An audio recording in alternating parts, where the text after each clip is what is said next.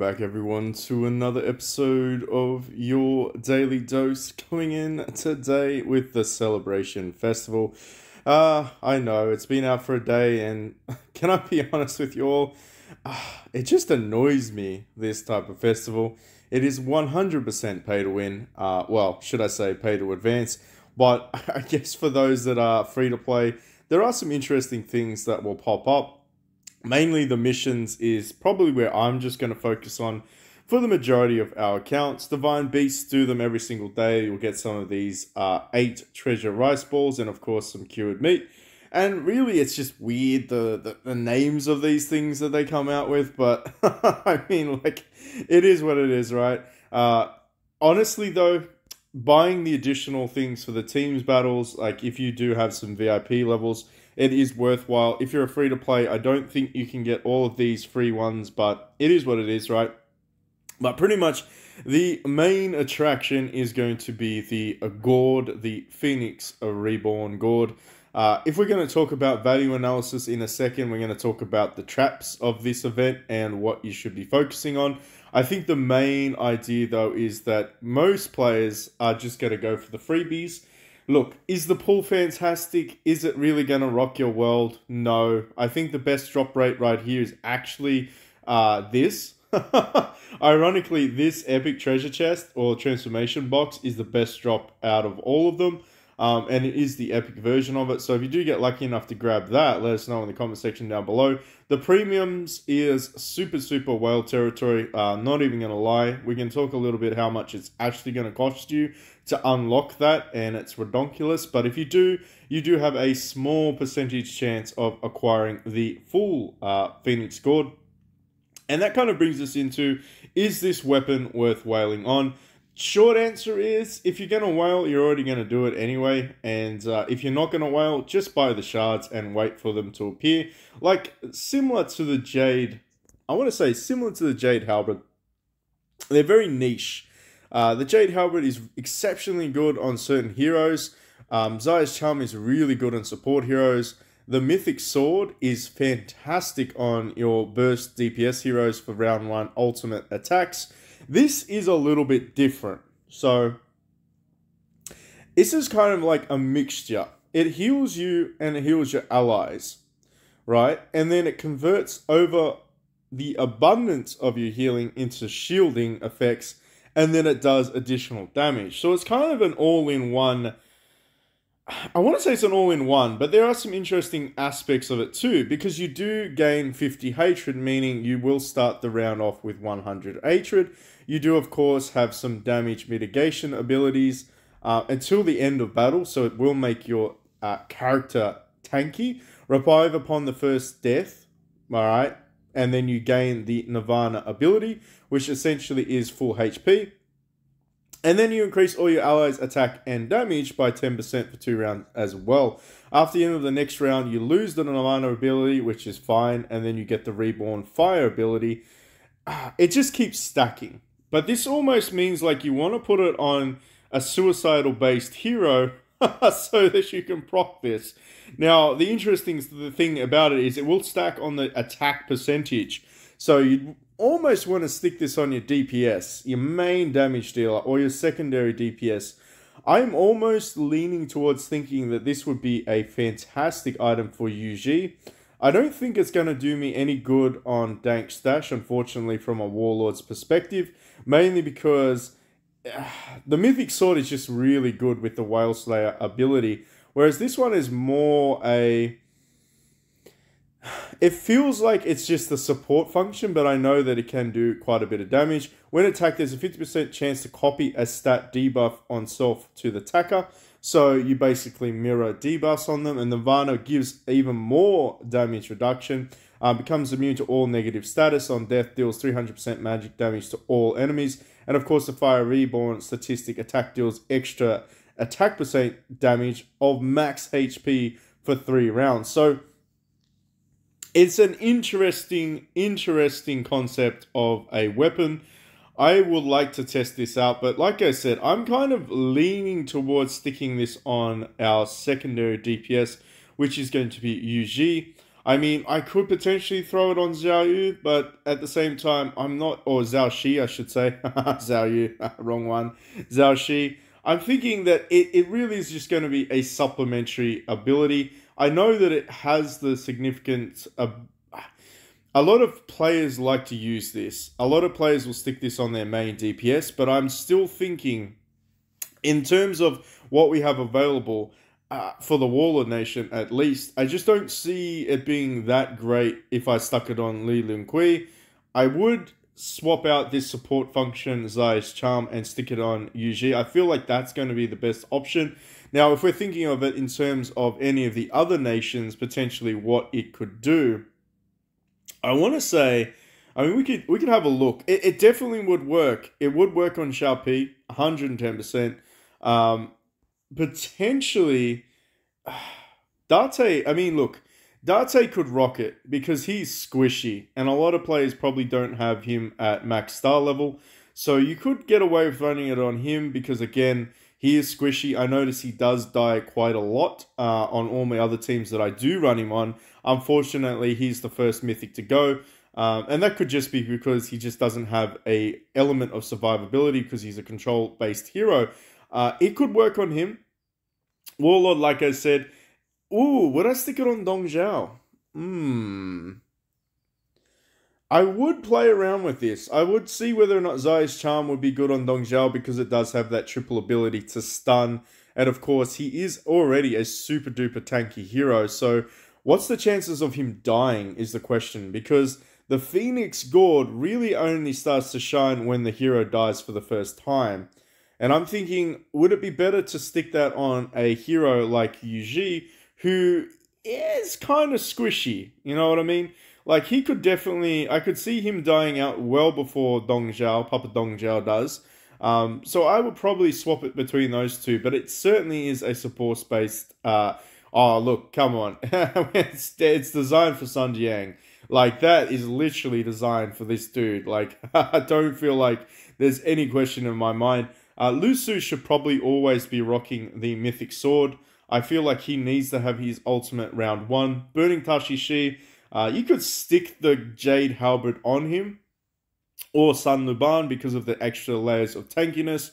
But we are certainly getting a lot more of a rotation base of the mythic weapons, which is fantastic. Serpent Halberd still is the best on Zhang Fei for the Shu Nation. You could potentially get away with it with old mate Jiang Wei by making him super tanky. And of course, you know that the Serpent Halberd basically, not the Serpent, the Jade Halberd basically means that he can't die round 1, so that he just sticks around and becomes an absolute menace to society. But at the same time, I really do feel like you could get away with just running... You could almost just get away with running Zai's Charm on him and make him a support-based hero. You could run the Mythic Sword so that he does do the round 1 ultimate and kill potentially a column.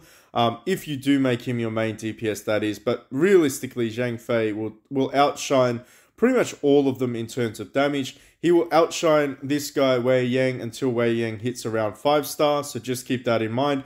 Eventually, Wei Yang will outperform... I want to say he will outperform Zhang Fei. But really, it takes a lot of takes a lot of money and preparation for that to happen. Would I run the Gourd on him? I don't know. I really don't know. The reason why I don't know is because I cannot say without a shadow of a doubt that it would benefit him, because he's really going to be in the back row. So what are the chances of Wei Yan actually dying to proc the Gourd? It really is all about how do we proc the Gourd, right, ladies and gentlemen? If you're following me and you're following my train of thought, that's exactly what I'm trying to get at. But in terms of this, Xiao Pi 100%, I would run it on him. War God would be a waste. Puppet Chu, potentially, because he is pretty. He does have a pretty bad ability. It's awesome but bad at the same time, which is of course his ultimate Tiger Howl. While taking damage, any direct damage is reduced to 0, and it's spread out over 2 rounds. And so if he gets his absolute booty cheeks clapped, it means he is going to die. But with the Gourd, after 2 rounds, he could resurrect. He could resurrect and proc I don't think if he resurrects, I don't think he gets his ultimate back. But at the same time, it could be a lethal combination for Papa Chu. I would very much like to test that out. But my first initial thought would be Xiaopi would be the first pick, and then Papa Chu. But I'm curious to test these out. Now, going into the in-depth analysis on value, for those that are free to play, shut your ears. It's okay. Close your eyes if it makes you feel better. But I feel like the only value package worth purchasing is this one. Okay, so this value package is the first one, and I believe every time you purchase it, it unlocks the next one. But essentially speaking, this is probably the only place that I would spend money on. The reason being is they have the guaranteed lucky knots. And like I said before, the way to unlock this premium, you need to do 110 pulls. So I've only done 6. Yep. And the only way realistically to get these lucky knots is to buy this value package on the front page. Of course, they are going to give you some additional goodies. I'm not going to say that it's bad value because, let's be honest, you are getting shards, you're getting selection chests. You are pretty much getting everything that you could possibly want without needing to look at other alternatives. Now, they are capped out on a purchase limit. I don't know if that's a daily purchase limit because I haven't really purchased any of these ones. I'm not interested in partaking in celebration festivals anymore just because I don't see the value in them. But at the same time, I feel like this is the best value. There are some other shops like this one which are an absolute ripoff. I would not do it. Maybe the daily pack to get the 3 knots, and that's pretty much it. That's the dollar package. Unfortunately, these God's Blessings are an absolute joke as well. I really would not, I repeat, touch any of these ones. Honestly, I'm just going to keep going back to it and saying this Phoniex Reborn package here on the front page is the best value. I don't think there's any real competition at all. Now, you will need a bucket load of these lion heads to basically go ahead and where are they? Let me have a look. To purchase these ones, I mean, you're going to need a lot. You're probably going to need to spend, I want to say, probably about $100. Depending on where you are in the world, you're probably going to need to spend $100 to $150. Going through the GT Arcade website and buying the vouchers is the best option wherever you are in the world. It literally is the best option. If you want to know more about that, hit us up in the comment section down below and I'll direct you through the steps. But if you are going to buy through Google Play and of course the iOS store, it's actually not good value for you. And I know that sucks to say that, but at the same time, it really isn't. You really do need to go through the GT Arcade website. But I don't really want to push the sales things, right?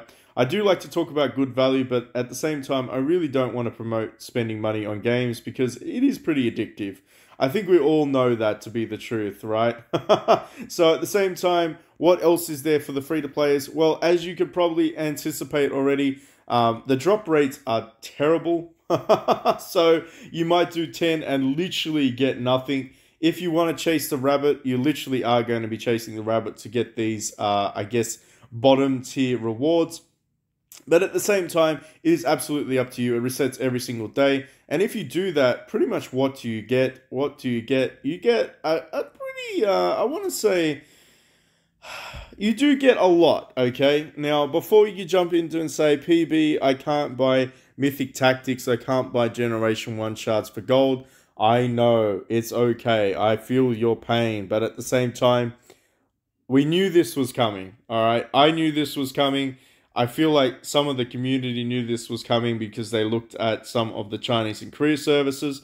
And realistically speaking, it's not a terrible thing. It's just, it is what it is.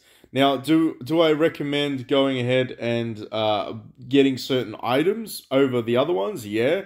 I feel like this is probably the best value for the little second tier rice balls. I really wouldn't recommend getting anything else unless you are very early game and you haven't got legendaries on all of your refinements yet for your weapons. Probably go ahead and grab those ones out because that is some solid value there. But as for the bacon strips, I'm going to call them the bacon strips. I would say that this right here is the best value. Because you're going to need a bucket load of these. You're going to need a crap ton of those. And accessory stones, you can never have enough. I feel like out of all of them, I will always go for the Advanced Growth Resource Pack. It is expensive. I'm not going to lie. Like, you're probably not going to get a lot of things out of there, but it might be enough for you to get that next tier level up, which is fantastic, of course, if you're already in that situation. Alternatively, you could go ahead and just max out your epic tactic books if you're at that stage of the game. Should you get epic hero shards? No, I'm not. Even if you're a new player, I would say not. I would lean against getting that, just because you're gonna realize that legendaries are so accessible now. Back like 3 months ago, yes, but now no. And the reason why I say that is because pretty much everywhere you go, you're going to be able to go into shops. And I want to say, like, pretty much everywhere, you're going to start seeing legendary shards pop up. Of course, you do need to be in an active Legion, if I can find it, Legion shop. But there you go. That's pretty much all of the generation, all the way up to generation 4 legendary shards. You can just grab these every single day and you should be set. Like, it just doesn't make sense to invest too much energy or resources into things that really aren't going to help you out. Now, the index scores, of course, are a little bit of a different kettle of fish, but if you're at that stage of the game and you actually understand that concept, then you probably are going to make decisions based on that anyway. But my first thought is, I absolutely hate the way that they've set this up. It's way too clunky. They need to set this up in a better streamline to get through to all of these things, but that's my opinion. When you get a chance, put in feedback and say PB hates this whole setup here. I don't like toggling. I don't feel like this is good. I feel like there should be a better way to do this. I don't know what way, but I think there should be a better way. But anyway, I think that's pretty much it. If you are, of course, already spending money, then the most obvious choice is to finish off the Gourd. Once you finish off the Gourd, then you can probably start focusing on the Generation 4 Mythic Tactics. That is by far the second best value analysis that I have.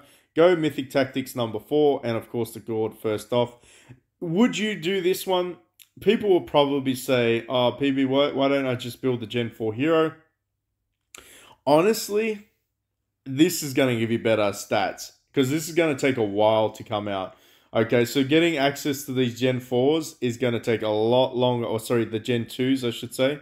Are they the Gen 2s?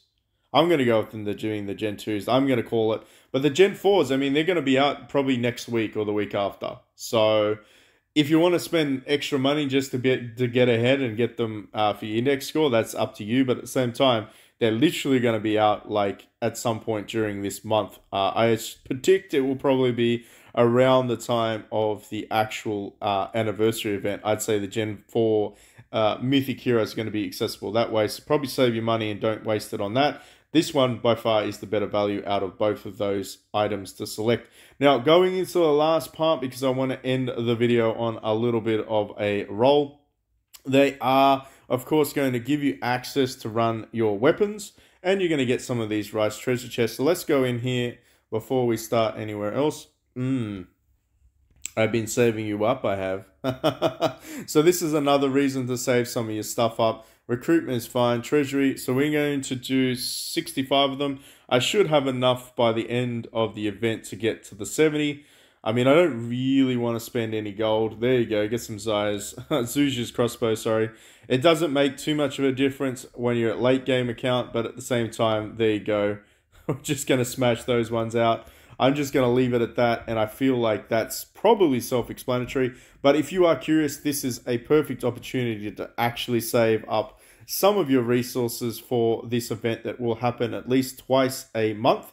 So just be aware that this Celebrate Festival will pop up at least twice a month. So if you want to save your Divine Weapon pools for this, you are going to get some additional resource that is actually going to benefit you a little bit more than a typical mini rebate. As for stargazing, let's do 65 pools. Again, this is why you want to keep around 65 to 90. I mean, we don't really need it on this account, but on other accounts, it is tempting. I know a lot of players will be like, oh, do I spend it, PB? No, keep it for these events specifically, just because you're going to maximize your resources. How many do I need to do? I feel like, was that enough? I need to do another 10 bomb, and it's an odd number. I don't know why they kept it at 65. They should have just done like 70. All right, anyway, let's do one more. We went over a little bit, that's fine, but we do have the guarantees there. And like I said, it is definitely worthwhile saving this up for these types of events. Don't spend them, just keep them. And of course, finish off your rebet weapons if you can. Team battles is pretty self-explanatory. Don't miss out on some free stuff for your beasts. You should be doing this any day anyway, so that you can get some free stuff. But at the end of the time, you really look at it and you go, all right, so if I do actually try to max this out and save my resources, you're probably going to typically have around 150 of the second tier, the rice balls. The cured meat, 371. What can I get for 371? I feel like you can probably get 12 chests. So that's 70 shards. So that's 70 of these items, which is going to help me out in the long term. Alternatively, you could again go and do your Stark Armor if that's what you need. You could, of course, grab some epic books if that's what you need as well. And if you don't need any of the other stuff, you really just want some training pills or some beast pills, you can go ahead and grab the basic selection chest. But what I think we're going to do is a no-brainer. It's a no-brainer. We're just going to grab these ones. Now, these resources do run out, so just be mindful you can't save them like Arms Race. And if anyone is curious about that, if you go into your event items, you'll see it is a limited time event item, so you know that I'm not lying to you. They will disappear in 2 days and 15 hours, so don't make the mistake of not spending your resources. Very, very important to do so. If you have any questions, hit me up in the comment section down below. I will answer them. Should you be buying these ones? Absolutely. You want to buy these for gold. You will need 9k gold to get all of the shards, so just be aware that you'll need to start saving up your gold throughout the event if you are like me and have spent all your gold. Is there anything worth spending on here? Only this one. Only this is worth actually spending additional gold on. I wouldn't recommend spending gold on any of these ones. Why? Because if we go back into the goods exchange, pretty much just have access to it right here. So we should be able to get like 14 selection chests. That's almost a complete legendary beast, by the way. And if you're wondering why that's important, because eventually you need to star these up for the synergy with your mythic beasts because they are the co-ops. So yeah, basically, I'm going to have to decide whether or not I need to get these ones or whether or not I need to get these ones because I'm a little bit different than your circumstance. But if you have any doubts at all, grab the legendary selection chest and you will not be disappointed. And that's pretty much it for the video. Let us know in the comment section down below. Did you get lucky? Did you manage to whale out and get the gourd? Are you using it? And if you are using it, what heroes are you on? Are you excited about the fact that we could potentially be seeing ourselves a full anniversary event in the next couple of weeks? Should you be saving gold for that? Yes. Is PB? No. But it's okay. I'm probably sure they're going to give us like 30 or 40k gold throughout the event. I'm pretty positive that we are going to be okay to get a couple of items. But yes, I'm excited and I'll catch you all in the next one. Thanks for watching.